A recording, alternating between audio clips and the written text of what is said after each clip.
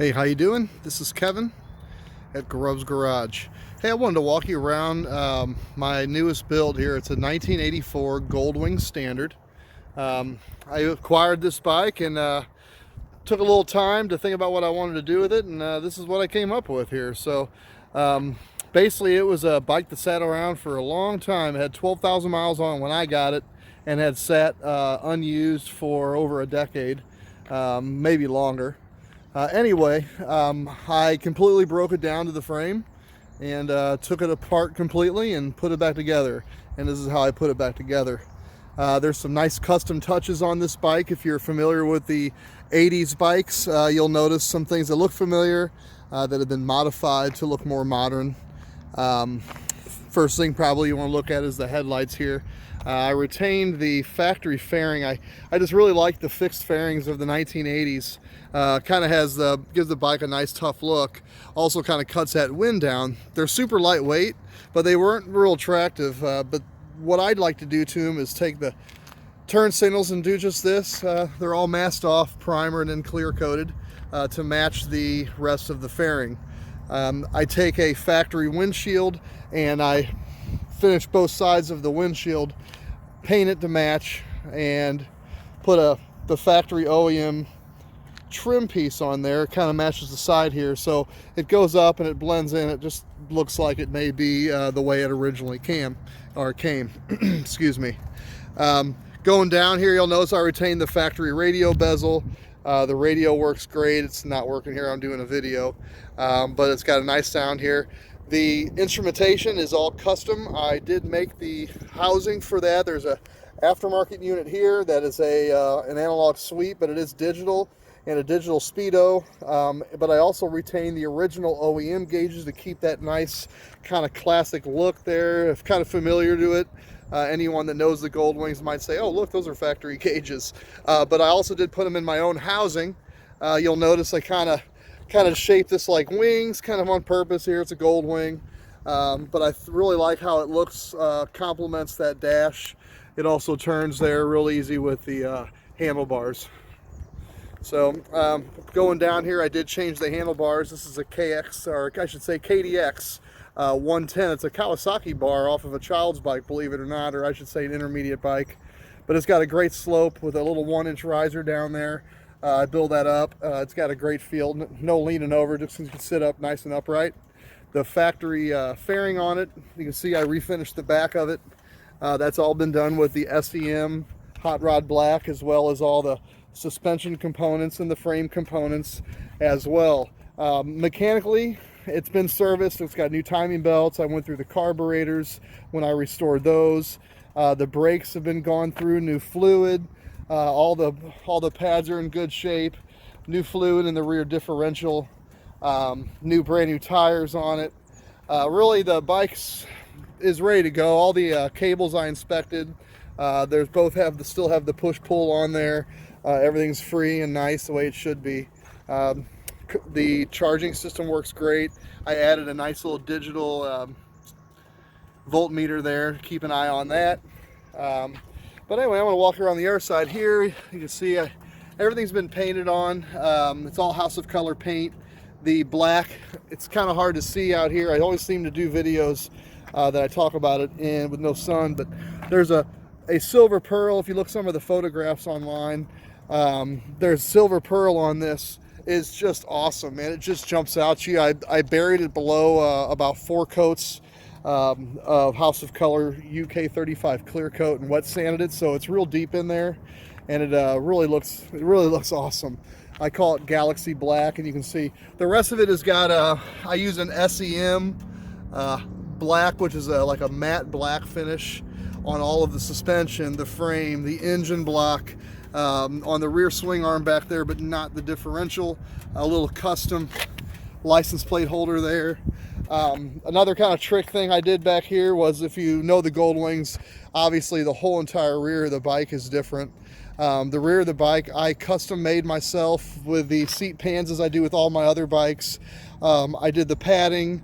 My friend Drew at Gravoy Auto Upholstery, he does a beautiful job on my on my seat covers here.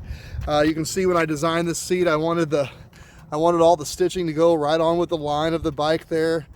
Goes up. I just really think it looks beautiful sitting on top of the bike. Blends it in. It's got a nice look. The rear fender, if you notice it, you know the bike, that is actually the factory fender. I kept the little hump on there. There used to be a bunch of holes on the top of here. I filled all that and kept the cowl. Put a little my own. I made that on my on our little Cricut machine there out of some vinyl, and I think it looks pretty snazzy. The side covers again have the tail light and the brake light integrated in a very bright little light mounted in the side cover. So when you take the side cover off, the lights come off. The turn signal's down here. It's underneath. You don't even notice it when it's sitting on the bike. I mean, you literally got to look for the lighting. Now the light's bright. You can see those. But the turn signals you don't really see until you turn them on. We'll flip those babies on real fast. And there's the turn signals on the bike. So they definitely show up real nice, but they don't show up. And that's kind of what I wanted. Again, as I walk through every little things and kind of go down, the paint work is all hand sanded on the shiny body work. And then you've got this, I had them put a little bit of, it's real nice little padding in here, kind of holds you on the seat when you're driving it. And if you look, I mean, I work to make sure it doesn't let you just hack it together. You know, the line down here on the frame follows right up into the tail there. So you can see that line there. Like I said, it's Honda should have built it this way if you ask me, but gave me a chance to do it. Well, I'm gonna let you go. This is, I hope you've enjoyed the video. And if you need to get a hold of me, you have any questions about it, my name's Kevin with Grubbs Garage at Grubbsgarage.com. And you can check this out. This is my 84 standard Goldwing build. Go to my website, check it out. If you have any questions, get a hold of me. Thanks. All right, I'm gonna fire the bike up real fast and hear it run.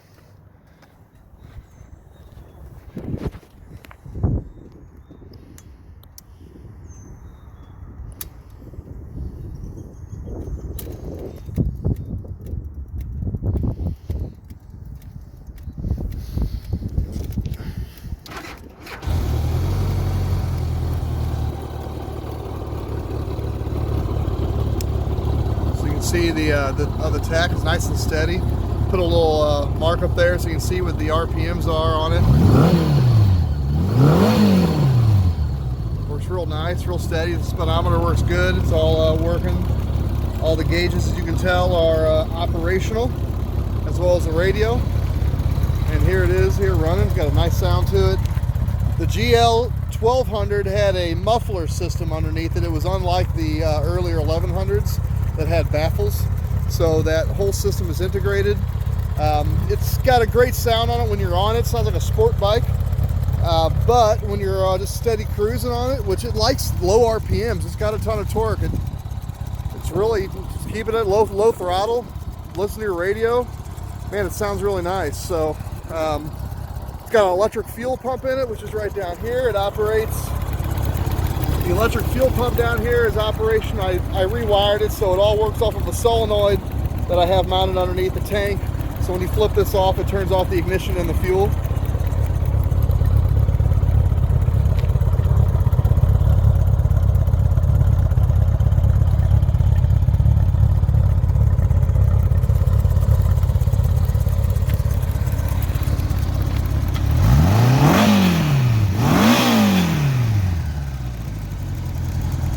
Right back down to an idle like it should.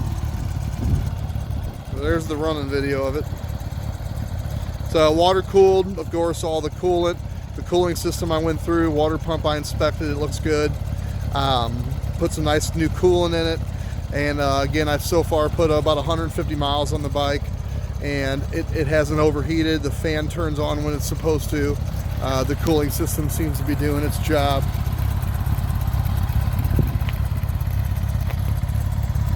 Thanks again.